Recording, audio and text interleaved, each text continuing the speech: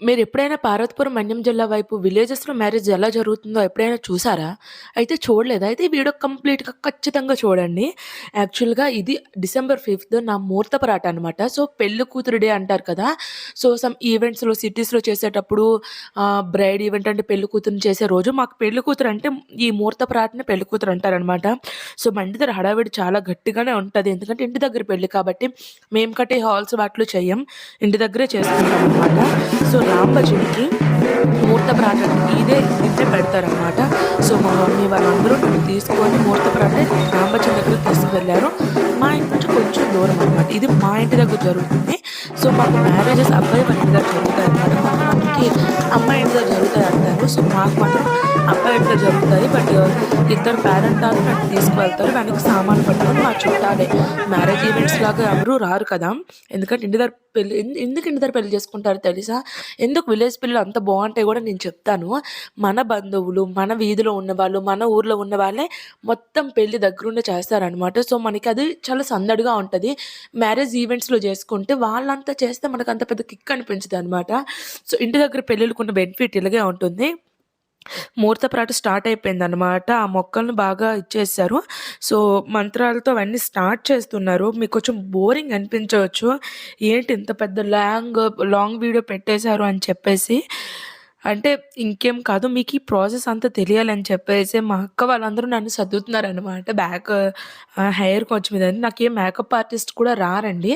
మా వీధిలో ఉన్న ఒక అమ్మాయే నాకు రెడీ చేసిందనమాట. సో, అందుకే ఇది యాక్చువల్‌గా డిసెంబర్ 5థ్ వీడియో. ఇప్పుడెందుకు పెడుతున్నానంటే, ఈ వీడియోస్ రాలేదు.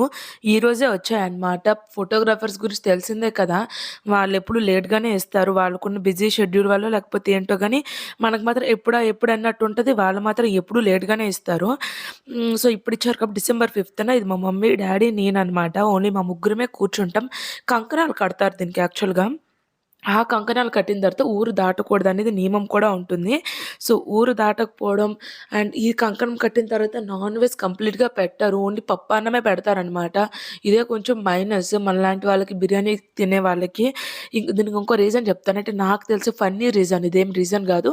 ఎందుకు పెట్టరంట పెళ్లి మండపం మీద మళ్ళీ వాష్‌రూమ్ వస్తదని అంటారంట. అందుకే పెట్టరని చెప్తారు. అంటే కామెడీ రీజను.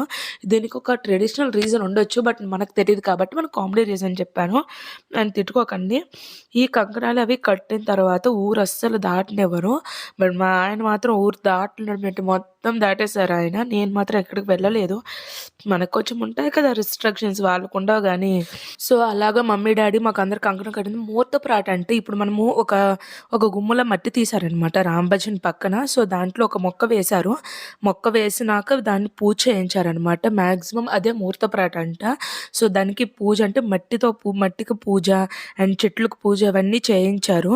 అండ్ ఈ ముహూర్తపు రాట అయిన తర్వాతే మా ఇంట్లో అయితే యాక్చువల్‌గా మ్యారేజ్ సామాన్లైనా సరే, ఇంకా పందిరి రాటైనా సరే, ఇంకా ఇదే ముహూర్తపు రాట, పందిరి రాట అంటారు. ఇంటి దగ్గర పందిరి రాట వేసుకుంటారు కదా! అదైనా సరే, బ్యానర్స్ కట్టడం ఏ పెళ్లి పనైనా సరే ఈ ముహూర్తపు రాట తర్వాతే స్టార్ట్ అయితది యాక్చువల్‌గా. అంటే మా సైడ్ అలా ఉంటది. ఎవరిది ఎలా ఉంటదో నాకు తెలీదు. శారీ ఎలా ఉందో చెప్పండి. ఇది 4000 అంట. సౌత్ ఇండియా షాపింగ్ మాల్‌లో తీసుకున్నాను. తీసుకున్నప్పుడు ఓకే అని చెప్పేసి తీసేసుకున్నా. నాకు తర్వాత ఏంటి ఇలా ఉన్నాయి శారీస్ అనిపించాయి. అందరికున్న మాక్సిమం రీజనే కదా! ఏంటి అంత స్పీడ్‌గా ఏసేస్తాం అనుకోవట్లే. స్పీడ్ మోషన్ పెట్టాను. సో, మొత్తం చూసారు. ఊరు మొత్తం వస్తారనమాట. ఏదైనా ఈవెంట్ అయితే. అదే మాకు బాగా నచ్చుతది నాకు. అంటే ఎంతమంది మనము మ్యారేజ్ హాల్స్‌లో చేసుకున్న ఇంత కిక్ ఇవ్వదు నాకు తెలిసినంత వరకు. ఊర్లో ఎక్కడ లేని వాళ్ళు ఒక్కటండి ఇక్కడే ఈ పెళ్లి దగ్గరే జాతి, మతం, కులం ఏవి ఉండవు. విలేజెస్‌లో అస్సలు ఉండవు ఈ టైంలోన. అందరూ కలిసికట్టుగా పనిచేస్తారు. కలిసికట్టుగా ఇవన్నీ చేస్తారు. యాక్చువల్‌గా ఈవెంట్ అయిన తర్వాత మా డ్యాడీ చాలా ఏడ్చేసారు. ఇక్కడే ఎక్కువ ఏడ్చేసారనమాట. ఎందుకంటే ఇది అయిందంటే పెళ్లి కూతురు అయిపోయినట్టే. పెళ్లి రోజు ఏం కిక్ ఉండదు. ఎక్కువేం ఉండదు. ఈ రోజే ఎక్కువ ఉంటదనమాట. సో, దానికి మా డ్యాడీ చాలా ఎమోషనల్ అయిపోయారు. అందరూ తిట్టారనమాట. ఊరుకోండి ఏంటి అనేసి. యాక్చువల్లీ మా డ్యాడీ ఒక మాట చెప్పారు ఆ రోజే. "నువ్వు ఆర్మీకెళ్ళిన రోజే నేను ఏడ్చేసాను. ఇక దూరం అయిపోయింది నా కూతురు అనిపించేసింది." అంటే యాక్చువల్‌గా డ్యాడీకి ఇష్టం లేదు. అంటే ఓకే. ఇష్టమనమాట. అంత దూరమా అని ఒక ఒపీనియన్ ఉండే. నేనే కొంచెం లేదు వెళ్ళాలి అని చెప్పేసి మొండిగా వెళ్ళాను. అందుకే నాన్నకి అప్పటి నుంచే కొంచెం అంటే ఫస్ట్ నుంచి చిన్నప్పటి నుంచి ఎక్కడికి వెళ్ళలేదు. ఆర్మీకెళ్ళిన తర్వాత మరి ఇదయిపోయిందనమాట. తప్పలేదు. హ్మ్. మరేం జేస్తాం. ఈ ఇంక తప్పనివి ఇవన్నీను. పెళ్లి చేసుకోవాలంటే ఇవన్నీ ఉంటాయి కదా! కానీ ఏంటంటే నేను ఒక విషయంలో హ్యాపీగున్నాను. నాకిష్టమైన వాళ్ళనే పెళ్లి చేసుకున్నాను కాబట్టి ఆ ఒక థీమ్‌లో ఎళ్ళిపోయాననమాట. నేను నచ్చినోడినే చేసుకున్నాను కదా! అనేసి. ఎందుకంటే 5 ఇయర్స్ లవ్. సో, నాకేమంత ఇదని ఒక పక్క డ్యాడీని వదిలేసానని పెళ్లి రోజు ఎక్కువ ఏడ్చాను నేను. పెళ్ళిలాగా వస్తది చూడండి. కానీ ఇక్కడేం ఏడవలేదు. యాక్చువల్‌గా మా సైడ్ ఏడవనివ్వరు. ఏడిస్తే అశుభం అని అంటారనమాట. అందుకే ఏడవలేదు. మళ్ళీ ఆ పూజ చేసిన తర్వాత మళ్ళీ యాజ్ ఇట్ ఈస్‌గా కూర్చుండిపోయాం. ఇదంతా ఒకటేనండి. ఈ పూజ అంటేనే ఎక్కువ సేపు కూర్చోవాలి చూడండి. అక్కడ చిరాకొచ్చేస్తది. దానికొచ్చి లిటరల్లీ చెప్తాను. ఏదైనా ఇంత మేకప్‌గా ఉందా? కొంచెంసేపు ఆగండి మీరే చూస్తారు. ఎంత పసుపు రాసేస్తారంటే కళ్ళు మంటనేసారు పసుపు మళ్ళీ మళ్ళీ రాసుకుంటావా? మళ్ళీ మళ్ళీ నీకెవరు రాయమన్నా రాయరు. ఇప్పుడే రాసుకోవాలని చెప్పేసి తాంబూలం దేవుడికిప్పేస్తున్నారనమాట. అందరితో నాకిప్పించేసిన తర్వాత ఆ పసుపు రాసిన దగ్గర నేను ఏడ్చుకున్నాను. ఎంత పసుపు రాయిస్తున్నారేంట్రా బాబు అనేసి. నిజంగా గోధుమరాయికి పసుపే రాసేశారు. ఫోటోస్ ఎంత పసుపు పసుపు ఎంత కుంకుమ దిద్దేశారు. ముహూర్తపు ప్రతానంకి, పెళ్ళికి గూడా. ఆ! మనకందుకే మేకప్స్ ఏసుకోమనమాట. ఎందుకంటే ఈళ్ళు మేకప్ వేసినా సరే పసుపు రాసేస్తారు. సో, దానివల్ల ఏమొచ్చే లాభం లేదు. ఒక్కటిని మేకప్ సామాన్లు వేస్ట్ అని ఎక్కువ వేసుకోరు. ఎవరైనా విలేజెస్ అమ్మాయి మ్యారేజ్ చూడండి ఇలాగే ఉంటది. ఎక్కువ యాక్చువల్‌గా ఫస్ట్ మా హస్బెండ్ మేమేమనుకున్నామంటే మ్యారేజ్ హాల్ అనుకున్నాము. తర్వాత డ్యాడీ అన్నారు, "లేదు మన ఇంటి ముందు జరిగితేనే అది బావుంటది. మనం ఎంత చేసినా సరే అది సంతోషం ఇవ్వదని" చెప్పారనమాట. దానికోసమే డ్యాడీ కోసం అనేసి ఇంటి దగ్గర పెట్టుకున్నాం. మ్యారేజ్ హాల్‌లో ఇక మాకు హల్దీ అవన్నీ చేశారనమాట. ఆ వ్లాగ్ కూడా ఉంటుంది. హల్దీ యాక్చువల్‌గా 6థ్ చేశారు. 5థ్ నైట్ మెహందీ చేశారు ఈరోజు రాత్రి. అలాగే ప్లాన్ చేసుకున్నాను నేను. సో, అంత వీడియోస్ అంటే తీసుకోలేదు. నాకంత నచ్చలేదు వీడియోస్ అవి చేయడం. ఎందుకంటే నాకు కొంచెం ఏదో యూట్యూబ్‌లో పెట్టాలని చెప్పేసి ఇవన్నీ తీపించాను. నాకు అంత ఇంట్రెస్ట్ ఉండవనమాట ఇవన్నిటికి ఈవెంట్స్‌కి. పెళ్ళెప్పుడైపోద్దా, ఎప్పుడు చికెన్ తిందాం అనిపించేసింది. ఈ రోజు నుంచి మొదలుపెట్టేసి 7థ్, 8థ్ మళ్ళీ యానాల వరకు ఎందుకంటే సత్యనారాయణ వ్రతం చేశాం. మా అమ్మ వాళ్ళ యానాలకు కూడా తినొద్దని చెప్పేసారు. బట్ మా హస్బెండ్ ఇంటి యానాలకు మాత్రం తినేయమని చెప్పారనమాట. నేను తినేసాను గూడా. నేనస్సలు ఉండలేనండి. మాకు అక్కడ మెయిన్ డైలీ నాన్ వెజ్ పెట్టడం వల్ల అస్సలు ఉండలేకపోతాను నాన్ వెజ్ లేకుండా. వీళ్ళందరూ మా అక్క వాళ్ళనమాట. మా పెద్దక్క, మా చిన్నక్క మూడో దాన్ని నేను, ఈవిడ మా అన్నయ్య వాళ్ళ ఆవిడ. మేము మొత్తం నలుగురమనమాట. సో, నలుగురం ముగ్గురు ఆడపిల్లలం, ఒక అన్నయ్య. సో, అందుకే ఆడపిల్లలు హారతి ఇవ్వాలని అంటారనమాట. సో, మా మేనత్త ఉన్నారు ఈవిడ. అందరూ కలిసి హారతి ఇచ్చారు. హారతిలో డబ్బులిమ్మన్నారు. నేను ₹1 ఇచ్చాను నిజంగా. తర్వాత మా డ్యాడీ ఇచ్చారు డబ్బులు. అవును నా చేతుల్లో అప్పుడు లేవు. ఏదుంటే అది ఇచ్చేద్దామని ₹1 ఇచ్చేసాను. వీళ్ళందరూ ఏంటి ₹1 ఇస్తున్నావు అని అంటున్నారు. చూసారా ₹1 ఏసాను నిజంగా. ఈళ్ళు నవ్వుతున్నారు. ఏంటి ఒక్క రూపాయి ఏసిందని చెప్పేసి. పంతులు గారు గూడా నవ్వుతున్నారనమాట. ఏంటమ్మా ఆర్మీ జాబ్ చేసి ఒక్క రూపాయి ఏత్తన్నావు అని జెప్పేసి. మరేం జేస్తాం మా డ్యాడీ యేసుకుంటున్నారు తర్వాత. నా చేతుల్లో అదే ఉంది. పక్కనుందే బుడంకాయ మా చిన్నక్క కూతురనమాట. అదంటే నాకు చాలా ఇష్టం.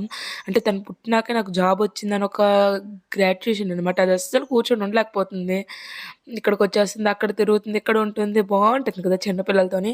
పెళ్ళంటే మనకన్నా మన చుట్టూ ఉన్నోళ్ళకే సరదా ఎక్కువుంటదనమాట. మెయిన్ చిన్న పిల్లలకి ఎక్కువుంటదండి. ఎంత బాబోయ్! ఎందుకో తెలుసా అది కప్పుతున్నారు. స్టార్ట్ అయిపోయింది నాకు పసుపు రాయడం అనమాట. నాకు ఈ ఘట్టం వచ్చేసరికి లిటరల్లీ ఏంట్రా బాబు! అన్న ఫీలింగ్ వస్తదనమాట. అరే! ఏంట్రా ఇది అంటారు కదా! షణ్ను గారు. అలా వస్తది.